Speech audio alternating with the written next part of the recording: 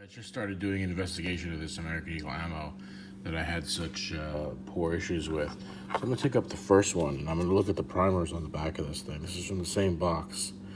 You can clearly see this is all Federal, Lake City brass. And look at the primers. Here is different. In the same box, you can see the primers are different. Some are sealed because this is like tactical, I guess. You can see the glued in primer. But you can see the variances here, especially from that first one. I'm going to look at the next sleeve, and it's the same again. The thing I want to show you is, I'm going to zoom in on this so you can see. Look at how, not only how they're crimped, but look at the height. I mean, look at this. I mean, this is pretty disheartening. You see how this is on the Conalure, and the next one in the same batch. I mean, look at that. It's just all over the place. This one even has a burr.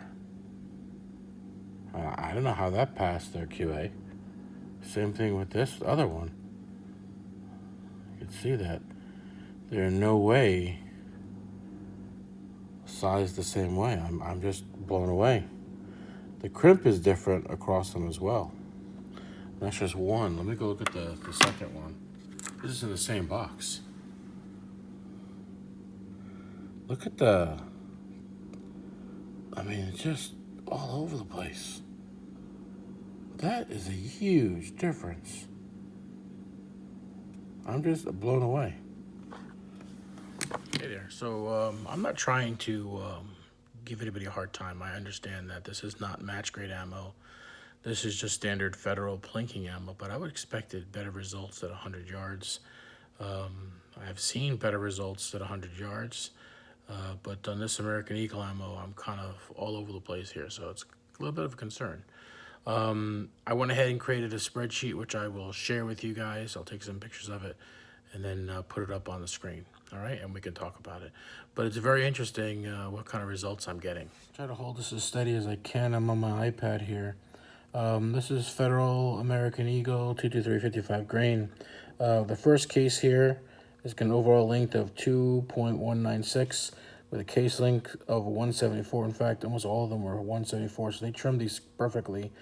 The seating on the first one was right on the cantilever, right on the cantilever, low on the cantilever, low on the cantilever, right on the cantilever, right, high on the cantilever, very high on the cantilever, high on the cantilever, right on the cantilever, high on the cantilever, very high, very high, very high.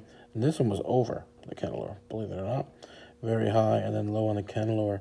The other thing to notice is the weights. I'm going from 175, 176, 177.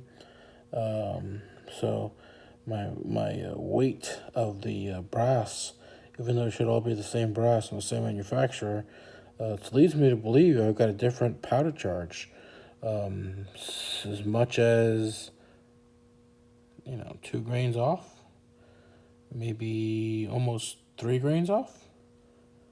The other thing is, the first 2 primers were not glued from the same batch. The other ones, the condition of the brass was perfect across the board. Almost all of them were glued, and then so 3 in a pack of 20 were not glued. And you guys know what I'm talking about as far as glued, right? We're talking about the sealed primer, to make sure that the primers themselves are glued, and these were not glued, the ones that I mentioned.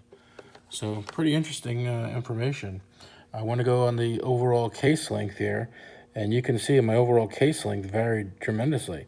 2.196, 2.193, 2.190, 2204, 2203, 2109, or 1090, 94, 91, 96, 2205. So big variance here. I mean, I don't do that. When I'm making and measuring and trimming my brass, I'm trimming everything to exact lengths.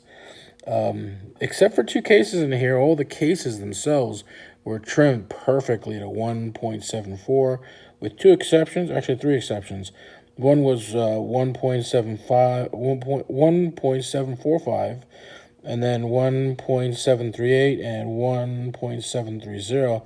Still within Sammy's specs, but I would have expected a company with the high-end equipment that they've got to be able to get closer. I see that this is not exactly where, and yes, I'm complaining about minuscule numbers, but they all add up and they get different results. You add the length, overall case length.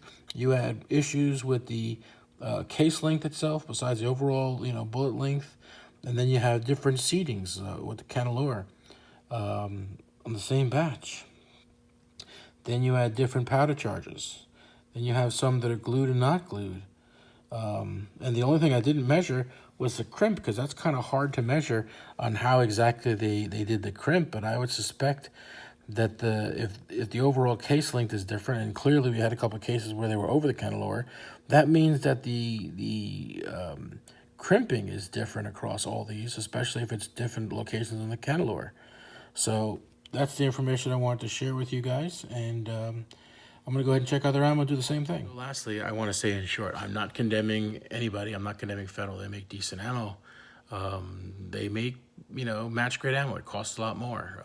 If I'm doing some 100-yard shooting, I will probably use a box of ammo that gets me closer to the mark at 100 yards than one that didn't. The PMC was pretty darn good. My ammo was spot on, essentially made like a match grade. So I definitely focus a lot more on the quality of the ammo and make sure that I'm on the money. And again, there is plinking ammo and there's non-plinking ammo. So I'm going to go ahead and use the American Eagle ammo that I have for plinking ammo from 25 to 50 yards, and it should be fine. I'm just not going to take it out to the long distances that I suspect that I could take it all along. Makes me seriously consider now any long distance shooting to go ahead and spend some time and focus on making sure that the ammo is built right. Maybe I can fix some of this, maybe I can't. The reality is I'll reload this brass with the same cases. I'll trim them all to the right lengths. I'll weigh them all and everything else, and I'll get them where they're supposed to be, and I'll put a uniform powder charge and a primer in there.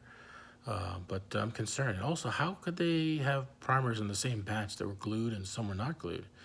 That also makes me scratch my head. Anyway, I just wanted to go ahead and share this results with you and let you know what I'm seeing, and maybe you guys can do some tests and see what you're seeing from factory-made ammo. I'm just talking about standard ammo. I'm not talking about match grade ammo that they obviously charge a lot more for, and I'm sure the tolerances are a lot closer. But there were some big variances, and I was very surprised. Again, stop by the reloadersnetwork.com. Check out some of the greatest casters, reloaders, and shooters available, content creators available on the internet, not just nationwide, but worldwide now.